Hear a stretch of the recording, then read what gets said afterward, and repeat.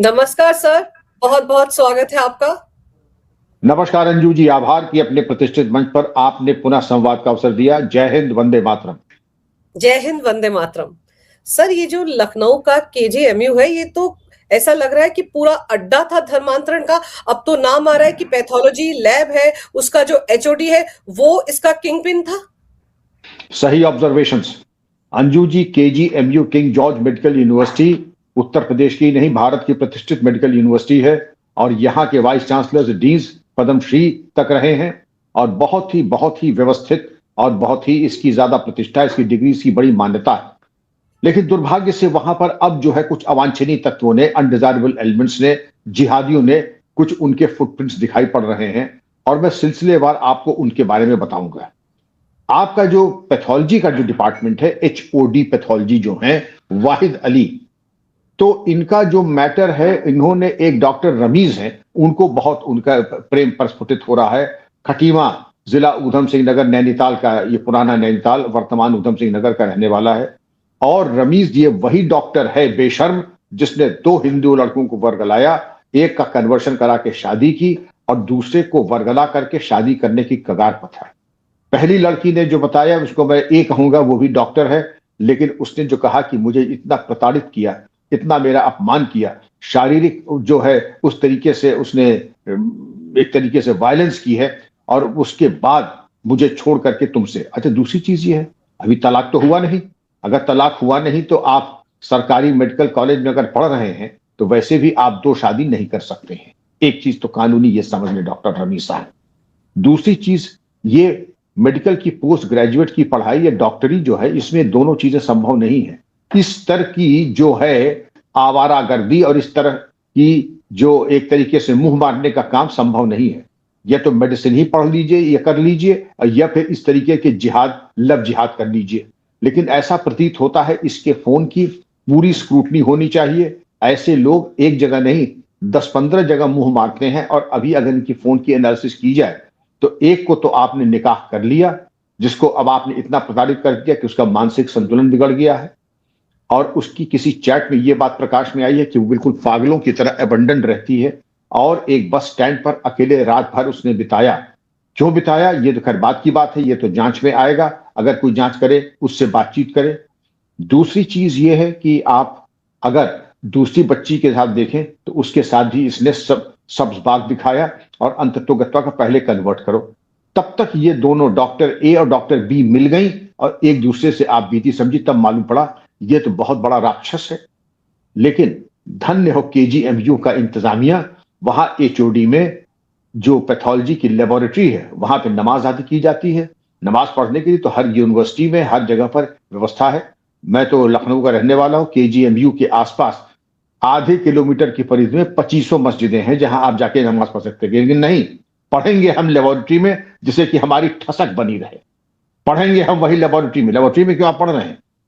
HOD तो खैर वो तो बराबर का हिस्सेदार है, बराबर का जानकार है ये डॉक्टर वाहिद अली।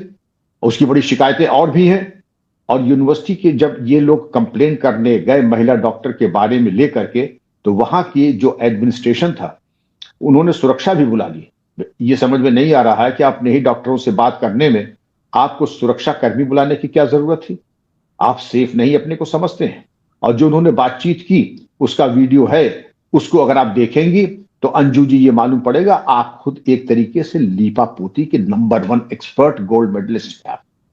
आप ये कह रहे हैं कि पहले शिकायत आएगी, पहले हम जांच करेंगे, आरोप निर्धारित करेंगे, आरोप निर्धारित करने के बाद हम शो काज नोटिस करेंगे और शो काज नोटिस के बाद हम उसका मूल्यांकन करेंगे, हम कानूनी अभिमत लेंगे।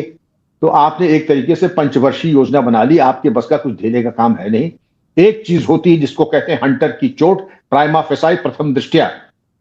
ऐसे मैंने भी देखा है, ऐसे जब केसेस आते हैं सनसनीखेज जिसके ऊपर अंतरात्मा हिल जाती है, तो अंजू जी वहां कहते हैं कि आप एक प्याला चाय मंगाइए और जब तक आप चाय पी के खत्म करते हैं मैं इसका मूल्यांकन कर लूंगा और प्रथम दृष्टया साक्ष्य के आधार पर जो भी दोषी होगा, या तो आप दोषी हैं कि फर्जी शिकायत कर रहे हैं, या ये डॉक्टर दोषी है, एक न एक यहां से मिट्टी में मिल करके जाएगा, या तो आप, या डॉक्टर वाहिद, या डॉक्टर रमीज। ये इस तरीके से जो आपने रोड मैप दिखाया है, ये मुझे लग रहा है कि वर्षों तक का इंतजाम कर लिया है। कोर्ट मार्शल प्रोसीडिंग्स भी होती हैं, हालांकि वो आरबी एक्ट के अंतर्गत होती हैं, लेकिन वहां पर भी ये पंचवर्षीय योजना नहीं बनती है। आप लोग जो पंचवर्षीय योजना बना रहे, एक तो अपनी नाक के नीचे आपने ये अनाचार, कदाचार और इस तरीके का दुराचार होने दिया।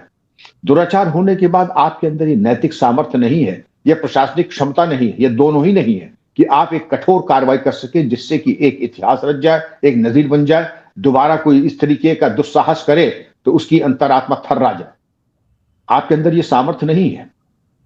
योगी जी को साधुवाद, उन्होंने व्यक्तिगत संपर्क करके इस पीड़िता से बात की और आश्वासन दिया, उसको सुरक्षा पुलिस की उपलब्ध कराई। अच्छी बात है, लेकिन मैं चाहूंगा कुछ लोग जो इस प्रकरण को उठा रहे हैं उनको भी असुरक्षा है। अंजू जी, उनको भी सुरक्षा उपलब्ध होनी चाहिए। नंबर 3, लखनऊ पुलिस का यह वक्तव्य आया है, हमारे पास कोई शिकायत आई नहीं है और जब शिकायत आएगी तब हम मूल्यांकन करेंगे और तब हम कार्रवाई करेंगे। इनका भी मामला, हम बड़ा निराश हूं कि इस तरीके का ढुलमुल रवैया। पुलिस में तो थोड़ा बहुत अनुभव मेरा भी है, मैं तो भूखे भेड़िए की तरह हम लोग बैठते थे। ऐसा किसी ने सेवा का मौका दिया, ये समझ लीजिए कि जैसे पेट फाड़ करके नोच के खा जाते थे ऐसे लोगों को। दोबारा जांच वांच का बहुत ज्यादा प्रक्रिया नहीं रखते थे, न लंबी कोई पंचवर्षीय योजना। अभी शिकायत आई, जानकारी आई, टीम जाएगी, आपको उठा के ले आएगी, थाने में आपका इंट्रोगेशन होगा, आपने जो जो अभिलेख दिए उसका मूल्यांकन होगा। और ये मान के चलिए कि अभी मेरे पास सूचना है, जैसे मान लीजिए सुबह अखबार में आया, टीवी में आया 10 बजे, 11 बजे तक ये डॉक्टर साहब दोनों, वाहिद और रवीज, मैं बता दे रहा हूं कि शायद लखनऊ की पुलिस को मैं ये भेजूंगा, टैग करूंगा, कुछ तो समझ लो। 11 बजे तक वो चौक थाने में आ जाएंगे। चौक थाने में आने के बाद उनसे पूछताछ होगी 3 घंटे, 4 घंटे, 6 घंटे। सारे अभिलेख जो केजीएमयू देना चाहे वो दे दे, सारे डॉक्यूमेंट ये दे दें, और 6 घंटे के आपके 11 बजे तक आ गए, और उसके बाद मान लीजिए 5 बजे तक ये डॉक्यूमेंट्स आ गए, 7 बजे तक हमने अपना स्टडी कर लिया, 8 बजे हमने कानूनी अभिमत ले लिया, और 8 बजे हमने बता दिया कि अब आपकी किस तरह से कौन सी खातिर की जाएगी और कैसा इलाज किया जाएगा। आप यहां से रिक्शे पे जाएंगे या यहां से आप जाएंगे ट्रक पे बैठ करके या गधे पे बैठ करके, इसका फैसला अभी होने वाला है। तब्दील तारीख यानी चेंज ऑफ डेट के पहले आपको पुलिस का जो प्रसाद होना चाहिए वो ऐसा दिया जाएगा कि आपके ससुराल पक्ष, आपका माता पिता का पक्ष और आपके जितने दोस्त अहबाब और लव जिहाद की चांडाल चौकड़ी है, वो दोबारा ये लव और जिहाद, ये दोनों की स्पेलिंग भूल जाएं।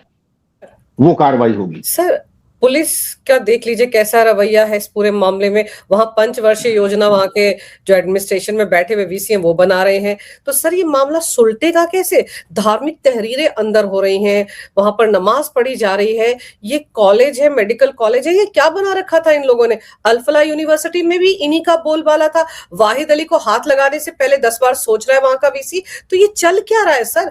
कैसे निपटेगा ये मामला? आप बिल्कुल सही कह रहे हैं कि लखनऊ पुलिस को तो घंटों में मामले को सुलटाना चाहिए था। जब योगी जी ने डॉक्टर रमीज को निलंबित करवा दिया तो बचा क्या है? और वो जो डॉक्टर रमीज है, सुना है कि वो फरार चल रहा है, उसका निलंबन ही काफी नहीं है ना, उसकी तो गिरफ्तारी अब तक हो जानी चाहिए थी।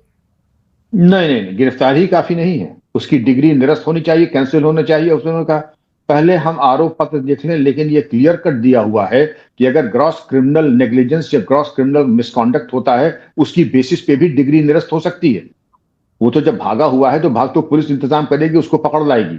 आप डिग्री निरस्त करने के लिए केस बना करके भेज दीजिए मेडिकल काउंसिल को और मंत्रालय को, जिससे कि उसकी डिग्री निरस्त हो जाए। और डॉक्टर साहब की ये जो जितनी भी डॉक्टरी है, क्योंकि वैसे भी ये आदमी डॉक्टरी के काबिल नहीं है, ये वहां पर वार्ड बॉय के काबिल नहीं है। वहां पर हाँ, झाड़ू पोछा लगाने की कभी वैकेंसी निकले तो वहां तो नहीं, क्योंकि वहां पर इसने अपना एक एरिया बना रखा है, अड्डे बना रखे हैं, दोस्त अहबाब रख रखे हैं, क्योंकि झाड़ू पोछे की नौकरी कहीं निकलती तो वहां पे ये अप्लाई करें। कौन? ये रमीज मलिक, ये वहां पर अप्लाई करे। ये इस काबिल नहीं कि डॉक्टरी मेडिसिन की प्रैक्टिस करे। महादुराचारी लुच्चा किस्म का ये इंसान है। और इसके ऊपर जो कार्रवाई होनी चाहिए तो पुलिस को ऐसी सख्ती करनी चाहिए। ये तो ठीक है, ऐसा आदमी तो भागेगा ही, लेकिन इसका इंटरोगेशन, फोन की एनालिसिस, इसकी narco analysis, polygraph test, lie detector test, ये सब तो ठीक ठाक होना ही चाहिए। और जो डॉक्टर साहब ने कहा, मैं वाकई उनकी लाचारी और उनकी एक तरीके से बेचारगी देख करके मैं वाकई मेरी आंखों में आंखें छलछला गई उनकी बेबसी देख करके।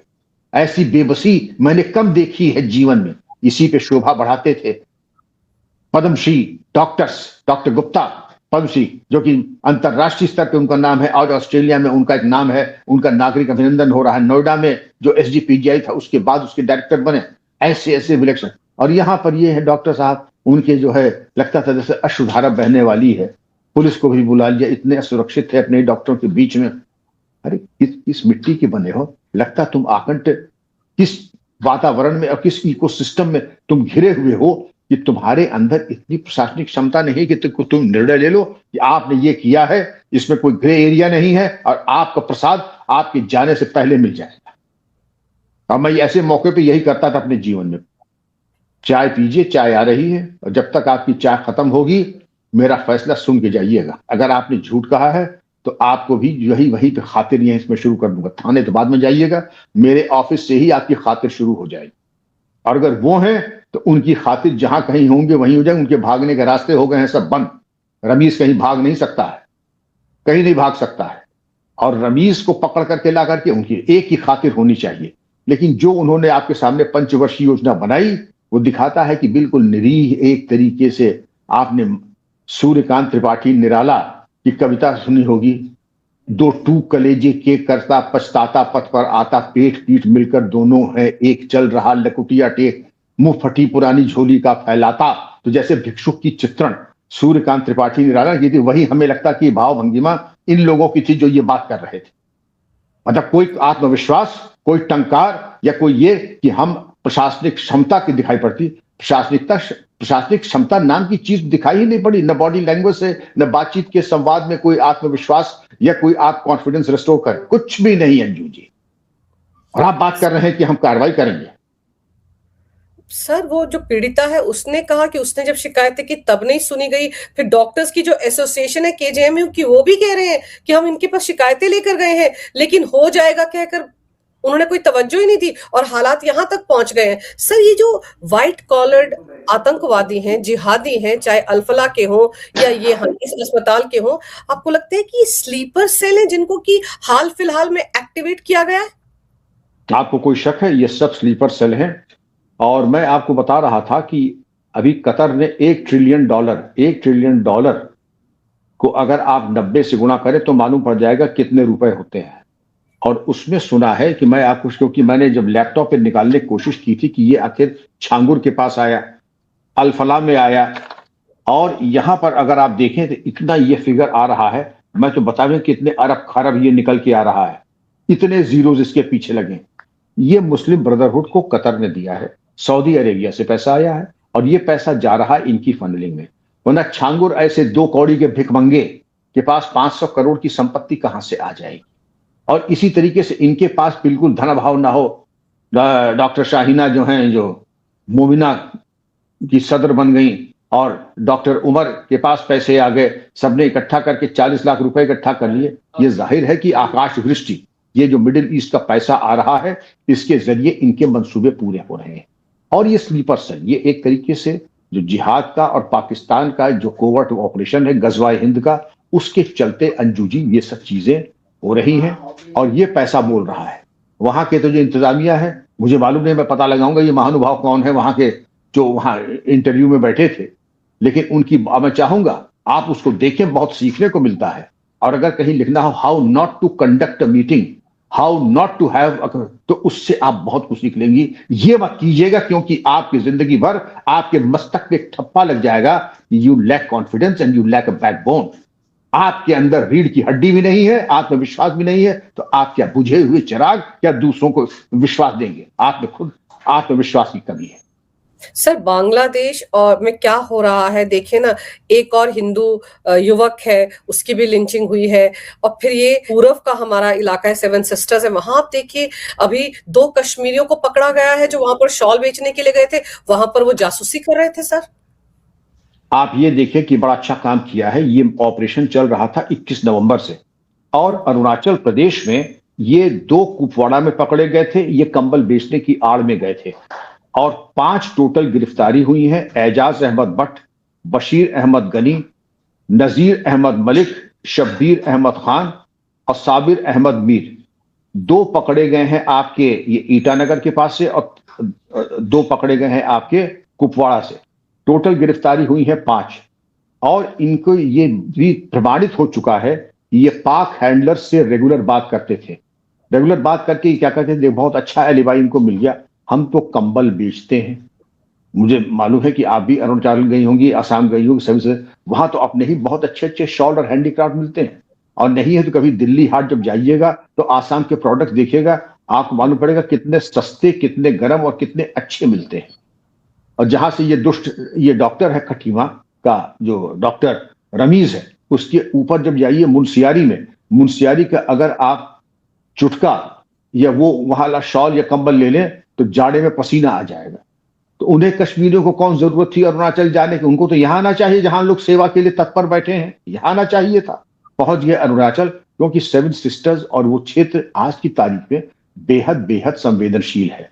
बांग्लादेश के साथ जो हमारा फेस ऑफ हो रहा है तो उसमें 7 सिस्टर्स के साथ साथ जो चिकन्स नेक की बात आ रही है, वो कहते हैं कि चिकन्स नेक को हम अलग कर देंगे। तुम कंगले अपनी पहले खैरियत बनाओ, बांग्लादेश ISI पाकिस्तान, घर में नहीं दाने अम्मा चली भुनाने, औकात है नहीं किसी चीज की।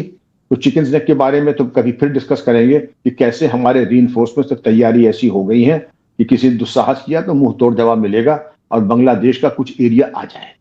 और आपने ये भी सुना होगा, बांग्लादेश के छोड़िए, ये तो 5 मैंने आपको बताया, इसके ऊपर कार्रवाई हो रही है कि कुपवाड़ा से जो पकड़े गए, ईटानगर से पकड़े गए, और उन्होंने ये भी एक एडवाइजरी इशू की है अंजू जी कि कोई भी किराएदार आप रखिए तो जो आपके हमारे लिए जो वाजिब है वही पूरे भारत में है कि किराएदार तभी रखिए जब तक उनका सत्यापन न हो जाए, आधार कार्ड आदि चेक न कर लिए जाएं, उनका पुलिस वेरिफिकेशन, उनके आपराधिक इतिहास का न चेक हो जाए, तब तक किराएदार न रखें।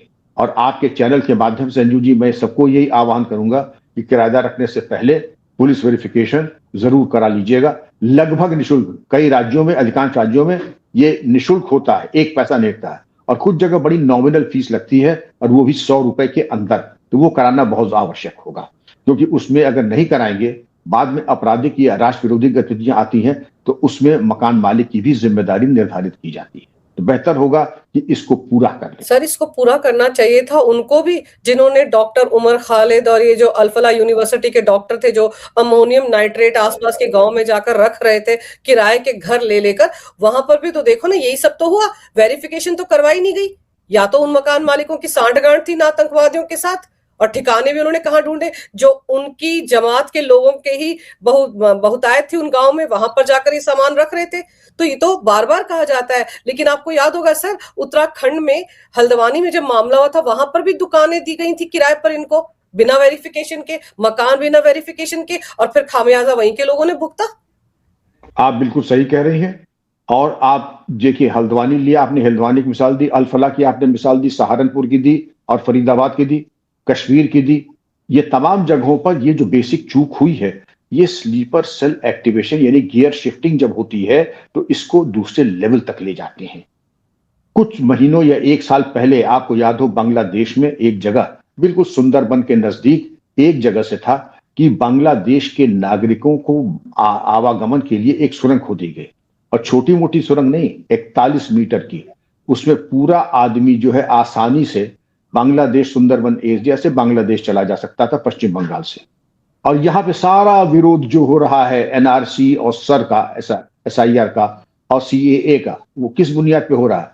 नहीं सर, बांग्लादेश से नागरिक नहीं आते हैं, जबकि हकीकत यह है कि एक बहुत बड़ा व्यापार है। वहां की सरकार की जिम्मेदारी थी कि इस व्यापार पे प्रभावी अंकुश रखे, लेकिन उनको रोज बुलाना, मतलब टनल खुदने का मतलब ही यही है कि आप एक बहुत बड़ा व्यापार कर रहे हैं। TMC के अगर आपका कोई संबंध है तो आपकी और ज्यादा जिम्मेदारी थी कि आपके ऊपर कार्रवाई हो। तो कार्रवाई तो छोड़ दीजिए, इसको और ज्यादा प्रोत्साहन, जिससे कि पैसा कमाएं, 4 पैसा कमाएं, 2 ऊपर पहुंचाएं और 2 अपने पास रखें। इनका पूरा फॉर्मूला इकोनॉमिक मॉडल था। लेकिन एक बड़ा अच्छा फॉर्मूला अब ये आ रहा है कि जैसे बांग्लादेश में अब तक बताया जा रहा है कि 2 हिंदुओं का बहुत निर्मम तरीके से कत्ल किया, दीपू दास की बॉडी में आग लगाया, तो ये कहा जा रहा है कि बांग्लादेश की जितने घुसपैठी हैं उनको तो कर दें बाहर। और वो हो सकता है, जैसे योगी जी कहने का यूपी में ही अगर आप लगभग रोज 50,000 1 लाख बाहर कर दें, जो कि संभव है, और भी स्टेट्स कर दें, दिल्ली कर दे, मध्य प्रदेश कर दे, राजस्थान कर दे, उड़ीसा कर दे, आसाम कर दे, और उसके बाद कहते हैं वहां के हिंदुओं की आप आ जाइए और एक बफर बना दें बांग्लादेश, असम और उसके बीच में। तो ये होगा कि वहां जो असुरक्षित हिंदू हैं वो भारत आ जाएंगे और यहाँ का जो हमारा कचरा है थोड़ा कूड़ेदान में चला जाएगा। तो कूड़ेदान में भेजने की अगर व्यवस्था कर ले तो ये फॉर्मूला मुझे बहुत ठीक लगा। और अक्सर जब बांग्लादेश कभी तू चू चपड़ करे तो आपकी जो तथाकथित चिकन स्नैक है उसको चौड़ा कर लें, इनका कुछ एरिया खींच लें और जिससे कि बफर बन के तैयार हो जाए। और वो जरूरी भी है क्योंकि अब जो जैसे इजराइल ने क्या किया गजा में क्या किया, जब कभी वो मौका देते हैं वो गजा का एक पोर्शन हड़प लेता है और अंततोगत्वा आज की तारीख में गजा नाम की चीज कुछ है ही नहीं, वो पूरी एक तरीके से इजराइल के कंट्रोल में आ चुकी है। तो यही फॉर्मूला आपको यहां बांग्लादेश में अपनाना होगा। जो यहां पर आंख दिखा रहे हैं अंततोगत्वा अंजू जी आपको उनको एक सबक सिखाना पड़ेगा। तो आपने ये देखा स्लीपर सेल एक्टिवेशन, कश्मीर के 5 लोग, 2 कुपवाड़ा में पकड़े गए, 3 ईटानगर में पकड़े गए, अरुणाचल प्रदेश की ये बात है। फिर आपने केजीएमयू का किस्सा बताया, लेकिन इससे ज्यादा चौंकाने वाला एक और किस्सा जो है आपका पूर्वी उत्तर प्रदेश का है, जहां मदरसे का एक शिक्षक है, इसका नाम है शमसुल हुदा खान। ये देखिए इसका 10 साल से ये इंग्लैंड में है और इंग्लैंड की नागरिकता प्राप्त कर ली है, लेकिन आप ये देखें कि यहां उसके मदरसे में उसकी तनख्वाह बदस्तूर उसको खाते में जा रही है। अब आप ये बताइए कितना बड़ा सिस्टमिक फेलियर है। क्या स्कूल में हाजिरी नहीं लगती है? क्या स्कूल का मुआयना नहीं होता है? क्या डिस्ट्रिक्ट इंस्पेक्टर ऑफ स्कूल या कोई भी जो चेकिंग अधिकारी है जो भी मदरसे का इंस्पेक्शन करता है जाकर के फिजिकली वेरीफाई नहीं करता है? क्या किसी प्रकार का कोई प्रमाण पत्र, किसी प्रकार का कोई ऑडिट या ऑडिट ऑब्जेक्शन? इसका मतलब खुला खेल, फरुखाबादी, रिश्वत दो, तनख्वाह लो। इसीलिए शमसुल हुदा खान 10 साल से तनख्वाह ले रहा था, लेकिन पाप का घड़ा जब भरा तो ईडी ने इनको prevention of money laundering act में चार्जशीट किया है। और यही नहीं, ये 10 साल से जो बाहर थे और उसके बाद ये पता लगा कि ईडी इनकी 33 करोड़ की पाकिस्तान बेस्ड जो कुछ तंजीमें हैं उनसे जो इन्होंने प्राप्त किया है उसकी भी जांच कर रही है। यानी मदरसा का ये जो टुटपुजिया टीचर था मौलाना, ये तो यूनिवर्सिटी के वाइस चांसलर का ही बाप निकला। ये 33 करोड़ पाकिस्तान से पाया और तनख्वाहें मांगी, कहीं जाना नहीं, ब्रिटिश नेशनलिटी ले ली। अब आप समझ लीजिए कि इसके तो बल्ले बल्ले हो गई। तो ये सब चीजें होती हैं, स्लीपर सेल एक्टिवेशन गियर को आगे बढ़ा दिया। जैसे गियर आप पहले जब कार स्टार्ट करती हैं, अगर ऑटोमेटिक कार नहीं है तो पहले फर्स्ट गियर लगाएंगे, ये सेकंड गियर लगा है स्लीपर सेल एक्टिवेशन में। आपने देखा आजमगढ़ मदरसा टीचर, पश्चिम बंगाल बांग्लादेशियों का आवागमन का रास्ता सुरंग बना ली, केजीएमयू टीचर का लव जिहाद का करना, अरुणाचल प्रदेश ये जो इस तरीके के जो कंबल विक्रेता हैं अरुणाचल में जाकर के अपना जो है घटिया माल बेच रहे हैं, नाजायज किराएदार बन के रह रहे हैं। ये चारों चीज पूरे देश में अगर आप देखें, कश्मीर, अरुणाचल प्रदेश, उत्तर प्रदेश, पश्चिम बंगाल, अगर हम बात करें तो प्रत्येक प्रदेश में आपको ये फॉल्ट लाइन दिखाई पड़ेगी। लेकिन मैं चाहूंगा कि पुलिस प्रशासन, इंटेलिजेंस इनके ऊपर ऐतिहासिक कार्रवाई करे। विशेषकर केजीएमयू में तो ऐसी कार्रवाई होनी चाहिए कि दोबारा कोई दुस्साहस न करे।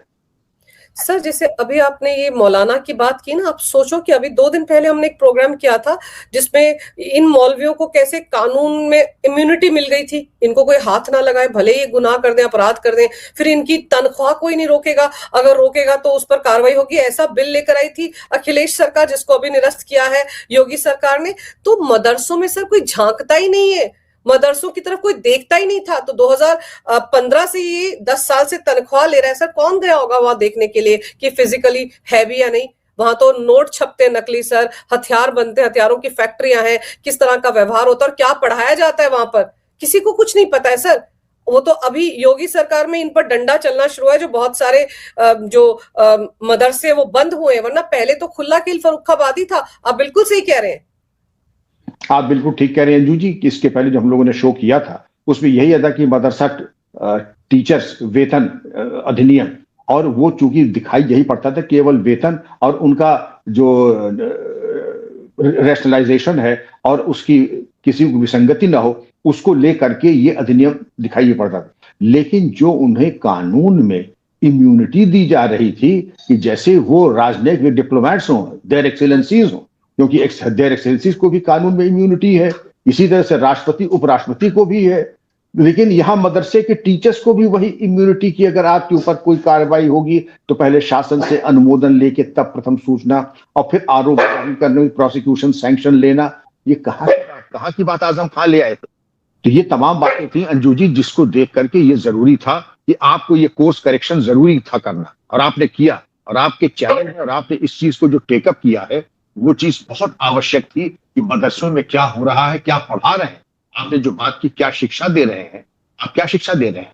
कई शोज आते हैं कि तुम्हें क्या पढ़ाया जाता है, ये साहब हम इनके अलावा कुछ जानते नहीं, बहुत अच्छी बात है, लेकिन अगर आपको अपना संविधान, अपना राष्ट्रीय गान और अपने देश के बारे में जानकारी नहीं है तो ये चीज अत्यंत आपत्तिजनक है। अंजू जी इस चीज का कोर्स करेक्शन, और ये अच्छा हुआ योगी सरकार ने इसका संज्ञान लिया और इस पर कार्रवाई कर रहे हैं।